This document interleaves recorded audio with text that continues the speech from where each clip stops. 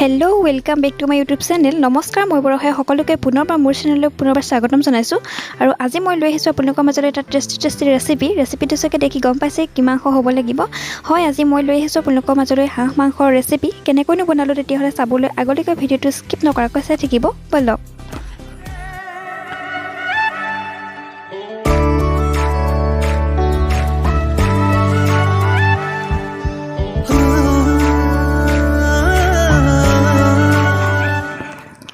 এইখিনি হৈছে হাঁহ মাংস। এইখিনি বাছি মেলি ধুনীয়াকৈ লোৱা হৈছে আৰু লগতে এইখিনি আদা নহৰু পেষ্ট আৰু এইখিনি আলু আৰু এইফালে আছে এইখিনি কোমোৰা। হাঁহ আৰু কোমোৰা কিমান জুতি লগা নহয়নে।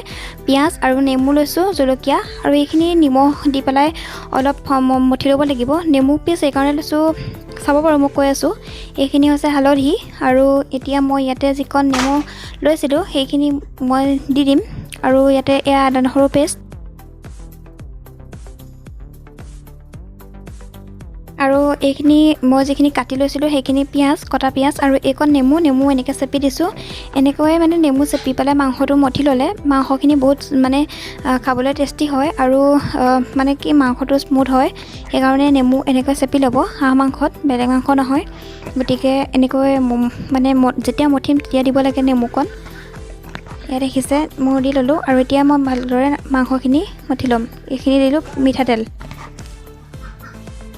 এতিয়া ভালদৰে এনেকৈ মুঠি পেলাই 15 মিনিটমান টাইম ৰখাই থ'ম যাতে মছলা আৰু গোটেইখিনি সোমাই যায়। মছলা মই ইয়াত দিয়া নাই বাৰু, মুঠতে অকল আদা নহৰু পিঁয়াজ আৰু যিখিনি নেমু লৈছিলোঁ সেইখিনি দিছিলোঁ, বেলেগ একো দিয়া নাই। এইখিনি ভালকৈ মঠি 15 মিনিটমান টাইম মই ভালদৰে ৰখাই থ'ম।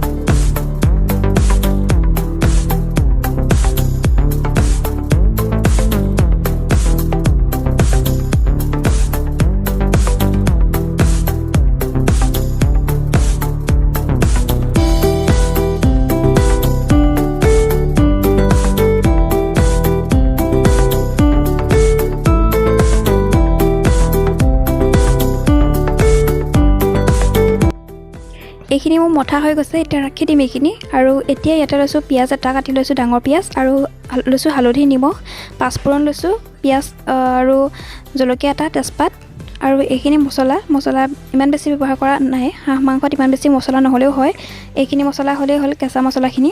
আৰু এই আদা নহৰু পেষ্ট আৰু ইয়াতে তেলখিনি লৈ পেলাই অলপমান গৰম হোৱাৰ পাছত যিখিনি পাঁচফোৰণ আৰু তেজপাত লৈছিলোঁ সেইটো ইয়াতে দি লৈছোঁ। কিছুমানে হাঁহ মাংসত পাঁচফোৰণ নিদিয়ে, কিন্তু পাঁচফোৰণটো দিলে মাংসখিনি খাবলৈ বহুত টেষ্টি হয় আৰু বহুত ভাল লাগে। আপোনালোকে যদি এনেকৈ পাঁচফোৰণ দি পেলাই হাঁহ মাংস বনাই খোৱা নাই তেতিয়াহ'লে নিশ্চয় এবাৰ খাই চাব, বহুত বেছি টেষ্টি হয়, ভাল লাগে। আৰু এইখিনি তেলতে দি লৈ ভালদৰে অকণমান টাইম ভাজি ৰাখিম।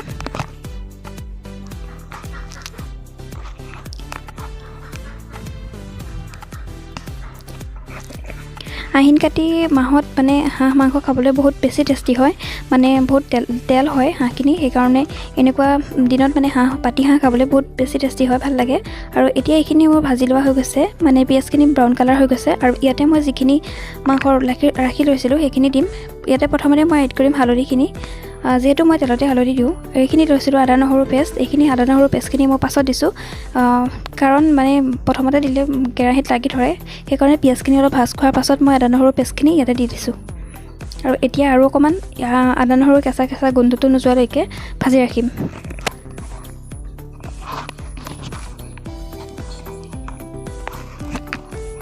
এতিয়া ইয়াতে দিছোঁ মই হালধিখিনি যিখিনি লৈছিলোঁ ইয়াতে হালধিখিনি দি লৈছোঁ।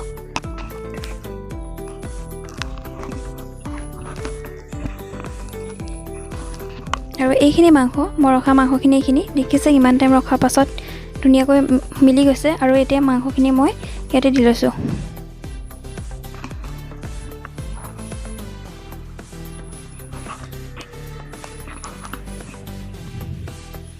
হাঁহ মাংসখিনি সিজিবলৈ বহুত বেছি টাইম লাগে, সেইকাৰণে প্ৰথমৰ পৰাই গেছটো মিডিয়ামত ৰাখি পেলাই পানী দিয়াৰ পাছত হাই ফ্লেম কৰি দিব লাগে। মিডিয়ামত গেছটো একেবাৰে হাই ফ্লেম কৰি পেলাই প্ৰথমতে বনাব নালাগে, কাৰণ দেৰি যোৱাৰ সম্ভাৱনাটো বেছিয়ে থাকে। সেইকাৰণে মিডিয়াম ফ্লেমত ৰাখি পেলাই লৰাই লৰাই ভাজিব লাগে।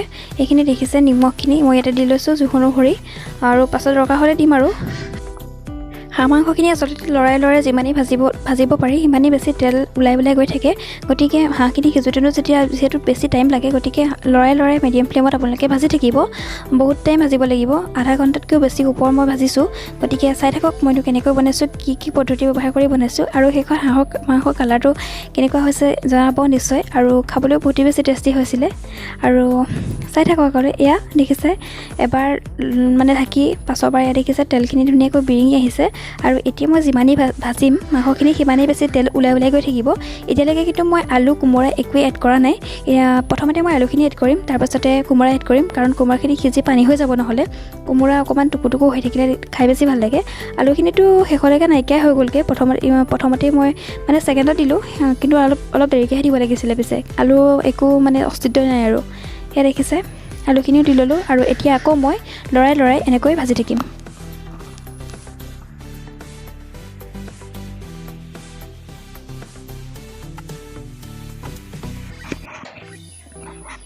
আকৌ ঢাকোন মাৰি দিলোঁ, আৰু আকৌ এবাৰ চাইছোঁ। এয়া দেখিছে অথনিতকৈ আৰু বেছি তেল বিৰিঙি উঠিছে নহয়নে? দেখিছে তেলখিনি আৰু বেছি বিৰিঙি উঠিছে। যিমানেই সিজিব সিমানেই বেছি তেল ওলাই গৈ থাকিব। দেখিছেনে মই পানী এড কৰাই নাই, কিন্তু তেলখিনি কিমান ধুনীয়াকৈ বিৰিঙি ওলাই আছে। হাঁহ মাংস ভাজিবলৈ এইটোতে ভাল, আৰু বেছি মানে তেল নিদিলেও তেলৰ পৰাই মানে হাঁহখিনিৰ পৰাই বহুত তেল ওলায়।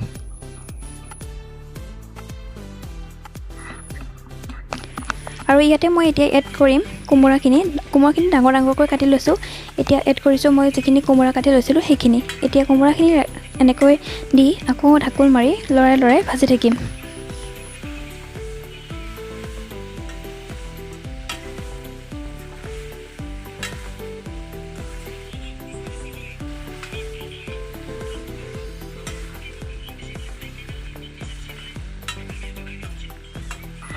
এয়া দেখিছে মই লৰাই ধুনীয়াকৈ মানে কোমোৰাখিনি মিলাই ল'লোঁ আৰু ঢাকি দিলোঁ। আৰু এতিয়া যিখিনি মছলা মই লৈছিলোঁ, ইয়াতে আছিলে ৰেড চিলি, ধনিয়া পাউডাৰ, জিৰা পাউডাৰ আৰু গৰম মছলা আৰু মিট মছলা লৈছিলোঁ। বাকী এইখিনি গোটেইখিনি মই যিখিনি লৈছিলোঁ এতিয়া ইয়াত দি ল'লোঁ, যাতে মছলাখিনিও মাংসৰ ভিতৰলৈ ধুনীয়াকৈ সোমাই যায়। সেইকাৰণে কোমোৰা দিয়াৰ পাছতে মই মছলাখিনি যিখিনি লৈছিলোঁ এতিয়া সেইখিনিও দি পেলাই ধুনীয়াকৈ লৰাই আকৌ ভাজি থাকিম।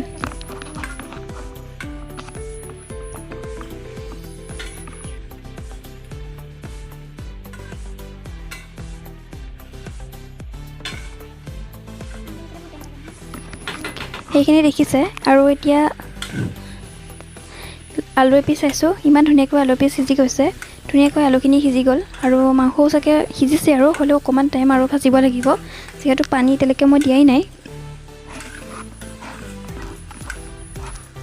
সেয়া দেখিছেনে তেলতে ধুনীয়াকৈ লেট খাই ভাজ খাই গৈছে বস্তুখিনি। এতিয়া অকণমান টেষ্ট কৰিম বুলি কৈছে, গতিকে টেষ্ট কৰিবলৈ মই 2 পিচমান দি দিওঁ, আৰু তেতিয়া গম পাম টেষ্টটোনো কেনেকুৱা হৈছে নে কি কয়। সেয়া ড্ৰাই ফ্ৰাই হৈ আছে পূৰা। আৰু এতিয়া ইয়াতে দি দিলোঁ মই গৰম পানী। ঠাণ্ডা পানী ব্যৱহাৰ নকৰিব, মাংসত একদিনো ঠাণ্ডা পানী ব্যৱহাৰটো কৰিলে ভালেই নালাগে খাবলৈ, শেষেৰীয়া হৈ যায়। গতিকে মই গৰম পানী ব্যৱহাৰ কৰিছোঁ। আৰু গৰম পানী দিয়াৰ পাছত এবাৰ উতলি আহি থাকোঁতেনে মই এবাৰ চাইছোঁ পানীখিনি কমিছেনে নাই কমা। এয়া পানীখিনি বেছি কমা নাই, ইয়াতকৈ আৰু অকণমান ডাঠ কৰিম, গতিকে আৰু এবাৰ উতল আহিবলৈ দিম। গতিকে ইমান পনীয়াকৈ খাই ভাল নালাগে, আৰু মানুহো ইমান বেছি নহয়, গতিকে অলপ ডাঠকৈ খাম বুলি ভাবিছোঁ, সেইকাৰণে অলপ ডাঠকৈ বনাইছোঁ।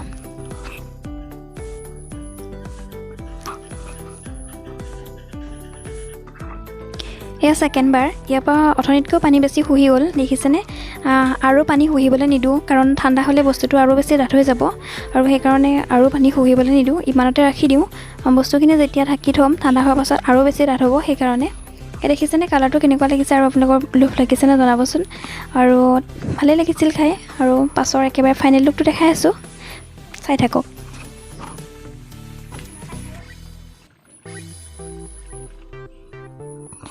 এয়া হৈ গ'ল মোৰ হাঁহ মাংস ৰেডি। হাঁহ মাংসৰ এইটো কালাৰ হ'লেহে খাই বেছি ভাল লাগে নহয়নে। হাঁহ বুলি ক'লে এই কালাৰটোৱে বেছিকৈ মনত পৰে মোৰ। আৰু আপোনালোকৰ কেনেকুৱা হয় নাজানো, জনাব কেনেকুৱা হয় কমেণ্টত। এয়া হ'ল ফাইনেল লুকটো, দেখিছে কিমান ডাঠ হৈ পৰিলে। আৰু এনেকৈ এচামুচ হ'লেই ভাতখিনি খাব পাৰি নহয়নে? আপোনালোকৰ কেনেকুৱা হয় জনাব। মোক হ'লে এনেকুৱা এচামুচেই দৰকাৰ হয়, বেছি নালাগে। গতিকে ভিডিঅ'টো চাই কেনে পালে নিশ্চয় জনাব, আৰু যদি ভাল লাগিলে like comment share and subscribe কৰিব। বাই বাই।